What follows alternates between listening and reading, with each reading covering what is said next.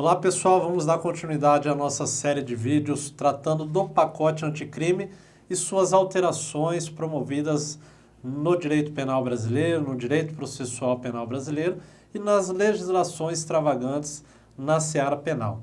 Nós já fizemos vídeos falando das alterações promovidas no direito penal, lá no Código Penal, e agora estamos falando das alterações promovidas no Código de Processo Penal.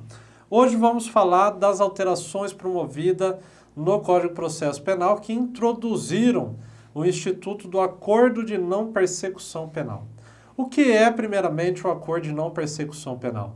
O Acordo de Não Persecução Penal é um acordo formulado entre o Ministério Público e o investigado, de maneira que o Ministério Público oferece algumas condições a serem cumpridas por esse investigado para que ele confesse a prática de uma infração penal. Evidentemente que essa possibilidade caberia apenas àquelas infrações penais que não tenham grave ameaça ou que não tenham violência e desde que também a pena mínima seja inferior a 4 anos. Então, é um acordo entre o Ministério Público e o investigado, de maneira que ele confesse a autoria de uma infração penal que tenha pena mínima abaixo de 4 anos. Não estou me referindo à pena máxima, estou me referindo à pena mínima, e ela tem que ser abaixo de 4 anos e também que não tenha violência ou grave ameaça na conduta deste que está celebrando o acordo de não persecução penal. Deve ser celebrado esse acordo na presença de um defensor técnico, podendo ser um advogado, podendo ser um membro do Ministério Público, e depois esse acordo será levado para homologação do juiz, da autoridade judiciária, onde ele verificará se está presente todos os requisitos de legalidade, enfim. Esse é o acordo de não persecução penal. Evidentemente que nós vamos falar mais adiante que não se aplica esse acordo em algumas hipóteses, mesmo que o agente confesse, mesmo que o crime não tenha violência ou grave ameaça, e mesmo que a pena mínima desse crime seja abaixo de 4 anos, em algumas hipóteses também não caberia o acordo de não persecução penal, mas volto a repetir, falaremos um pouco mais adiante disso. Esse instituto é um instituto que, sobremaneira, é novo na nossa legislação, foi introduzido agora pelo pacote anticrime, mas no nosso ordenamento jurídico já existia a previsão do acordo de não persecução penal. E é disso que eu queria falar antes de falarmos das mudanças do CPP. Esse acordo de não persecução penal havia sido introduzido no ordenamento lá na resolução de número 181 de 2017 do Conselho Nacional do Ministério Público. À época capitaneado pelo então Procurador-Geral da República, Rodrigo Janot, e ele e mais alguns membros do Ministério Público introduziram ali essa resolução que dispunha sobre alguns mecanismos de investigação da autoridade ministerial. E nessa resolução de número 181, ela introduziu o artigo 18, e o artigo 18 é que trazia o acordo de não persecução penal.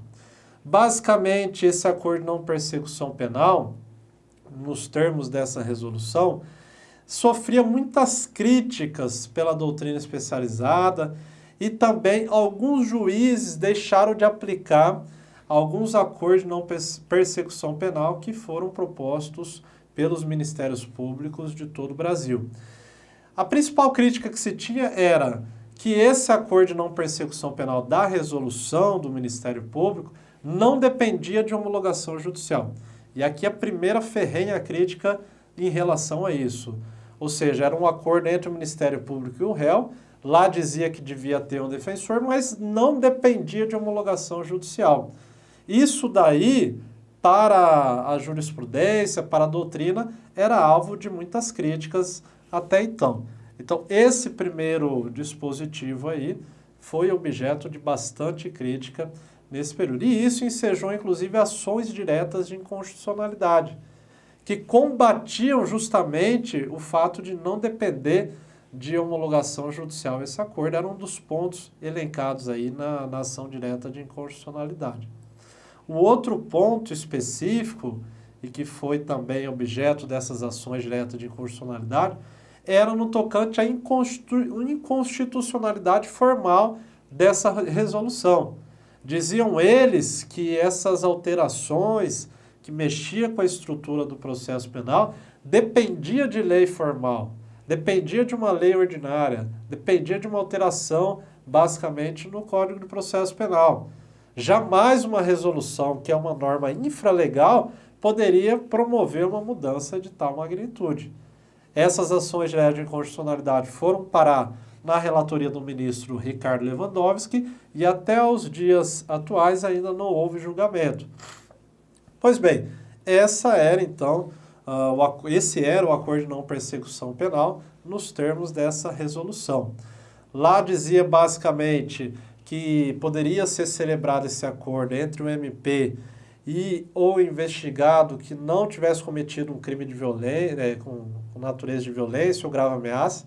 Lá não falava nessa pena mínima que deveria ser inferior a 4 anos, como diz no acordo atual, e trazia a previsão, o acordo de não persecução penal da resolução, que em caso de aceitação deveria ser impostas cumulativa ou mesmo isoladamente algumas medidas, como medidas restritivas de direitos, na espécie de algumas sanções. Então, o agente que aceitasse deveria reparar o dano, deveria comparecer, não poderia, enfim, se ausentar da comarca sem comunicar ao Ministério Público, deveria prestar serviço à comunidade, bem semelhante às penas restritivas de direitos que temos hoje.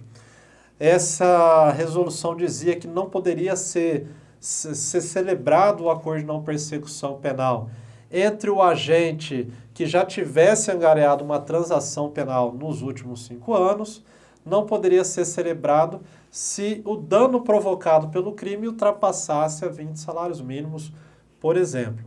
Então, volto a repetir para vocês, isso daí teve pouca aplicação prática, pelo fato de que até próprios membros do Ministério Público reconheciam a inconstitucionalidade desse acordo.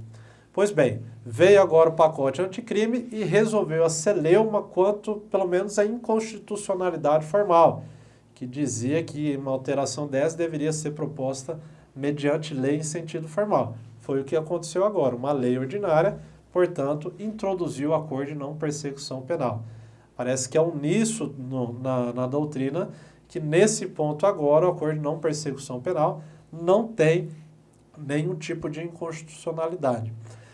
Outro problema que resolveu esse pacote anticrime no tocante a este instituto foi a previsão da necessidade de homologação do acordo celebrado entre o MP e o investigado na presença do seu advogado e que depois o pacote anticrime dependerá necessariamente da homologação judicial.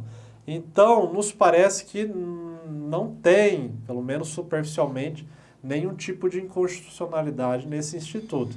Tanto é que o Ministério Público, através da CONAMP, que é a Associação dos Membros do Ministério Público, propuseram uma ação direta de inconstitucionalidade durante o recesso forense do Judiciário no mês de janeiro do ano de 2020 e queriam justamente a suspensão desse acordo de não persecução penal, porque o pacote anticrime justamente prevê a dependência dessa homologação por parte de um juiz. E eles estavam questionando a necessidade dessa homologação, dizendo que isso seria inconstitucional. E o ministro Fux, em decisão que já comentamos anteriormente em outros vídeos, disse que não tinha nenhum tipo de inconstitucionalidade e não suspendeu. Portanto, está plenamente em vigência, nesse momento que eu vos falo, o acordo de não persecução penal. Que, volto a repetir, é um acordo celebrado entre o investigado e o Ministério Público. O Ministério Público, a gente sabe que tem a obrigatoriedade da ação penal, então o acordo de não persecução penal, ele é uma espécie de mitigação ao princípio da obrigatoriedade da ação penal, que diz que o Ministério Público não tem escolha entre oferecer a denúncia ou não, se presente os requisitos para o seu oferecimento, lá do artigo 41. Então, aqui nós temos uma flexibilização dessa obrigatoriedade. Percebo que agora o Ministério Público, diante dos requisitos que vamos comentar na sequência do artigo 28A, poderá então escolher se oferece a denúncia ou se propõe um acordo de não persecução penal. justamente com esse investigado, na presença de um defensor, e que depois deverá ser homologado pela autoridade judiciária. Havendo o acordo de não persecução penal, ocorrerá a extinção da punibilidade do agente. Perceba que a decisão que concede ou que não concede o acordo de não persecução penal será combatida pelo RESE.